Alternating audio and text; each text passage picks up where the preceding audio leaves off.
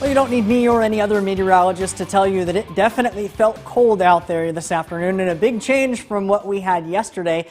We're looking at some pockets that could see rainfall up around 2 to 5 inches. It's not something necessarily to cancel your plans just yet, but something you'll definitely want to keep an eye on the forecast. Basically, this whole line of storms, the National Weather Service has pointed out that even if there aren't any specific areas that are rotating in there, there's likely widespread wind gusts of between 60 and 80 miles per hour associated practically within this whole line of storms. Right now we're standing along Illinois 73 here in Pearl City, just looking north from Pearl City Road. That's where we're seeing all of this flooding that is occurring behind me. This is the Yellow Creek that has overflowed its banks as it continues to rise over the last couple of hours, even just a little bit more since we arrived here close to around 3:30. Many other spots were also below zero with even colder wind chills.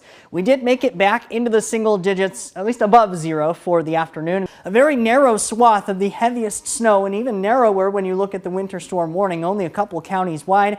This is almost a picture perfect start to our weekend. Temperatures all the way up into the 80s and very clear conditions out there. Look at this temperature difference. We're still in the 80s for a lot of us here in the warm sector. Temperatures drop back into the 60s once you get behind that cold front. Where we see these brighter colors here, that's where we're going to be seeing a lot more of those higher wind speeds and those higher wind gusts. And we're not really going to be looking at a whole lot of rainfall, really, if any, as we get into the middle of the week. You're going to see a lot of this blowing snow across a lot of those roadways and those drops in visibility. Now, thunderstorms, though, as soon as the sun set, they died out. They ran out of energy in the atmosphere. Near 30 by about 6 p.m., dropping all the way down. By the time that we get to tomorrow morning, single digits. That high pressure is sitting over us. We see that because of the clockwise motion, but further out to the west, those southerly winds are going to help warm us up into the night tonight and into the day tomorrow. Visibilities are still dropping across the area despite no snow falling. We're actually under a mile of visibility in Rochelle, Sterling, Savannah, and in Galena. Now this shows the winds that are just above the surface, or what we call the low-level jet. Those mixed down to the surface is what translates to those winds around 50 or 55 miles per hour. And then we start getting rain chances that work their way in late tomorrow evening into the overnight hours, increasing a lot more in coverage once we get after around midnight. We're looking at a washout, at least to start out your Monday. Temperatures the rest of the evening tonight do fall back down close to 0 degrees, but the good news is this is very early on in the night. We're already at 7. We're only going to fall to 0. That's right around 8, 9, 10 o'clock. And then we're warming the rest of the evening back to around the double digits by the time we wake up tomorrow morning. Now, your first warned weather forecast from meteorologist Jordan Wolfe. Well, January has been a pretty warm month. We've been running about 10 degrees above normal for both our high temperatures and our average temperature. We've had quite the stretch of above average days as well. Continuing into the day today, we were a little bit cooler there for the afternoon, but still above normal for this time of year. As far as snowfall is concerned, I also showed this yesterday. We are running quite a bit short as far as snowfall. We've been about 12 inches short for our snowfall totals so far into the season.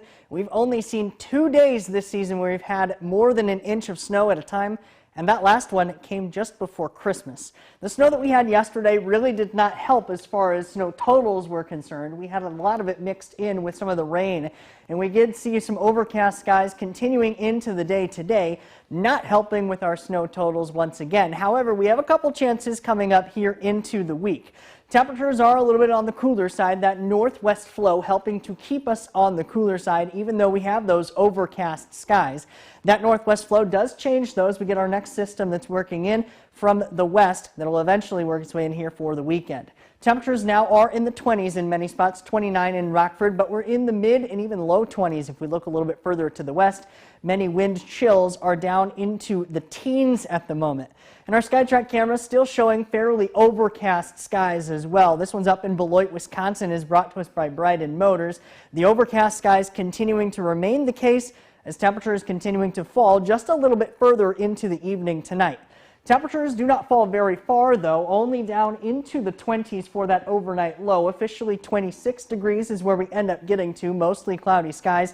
Still a little bit cooler, but still not warmer than our normal high, what we would expect to see just a little bit lower than even what our normal high temperature would be for this time of year. During the day tomorrow, temperatures are a little bit warmer. They're still warmer than normal, pretty close to where we were today, 32 degrees, mostly cloudy skies.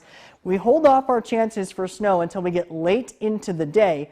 Those will be coming in by the time we get into the evening hours tomorrow. We checked those out in Futurecast here. Still overcast skies into the night tonight. Temperatures not falling too far. We remain dry through most of the day tomorrow. Eventually, though, those snow showers starting to work their way in roughly 24 hours from now, continuing throughout much of the overnight hours into the early part of tomorrow morning. But by the time we get into the afternoon hours, things are looking a lot clearer. However, temperatures will be closer to that freezing mark, so any slick spots on the roadways that develop will likely stay there unless they are plowed or cleared by the time we get into the afternoon. Because those temperatures are a little bit closer to freezing, I do think the chance of accumulating snowfall is higher than what we've seen over the last couple systems.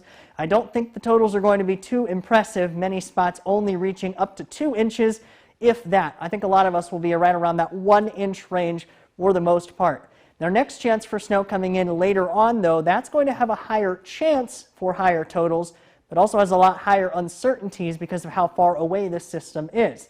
This one also is trending further and further to the south, so we do need to keep an eye on that for the potential for some of those higher snow totals, but still plenty of question marks with that system going into the middle of next week. Temperatures in the meantime are still pretty cool, but we are above normal in the low 30s. Snow late Saturday going into Sunday, and then toward the middle of next week, temperatures back into the upper 30s for a day, but a little bit cooler heading into next weekend.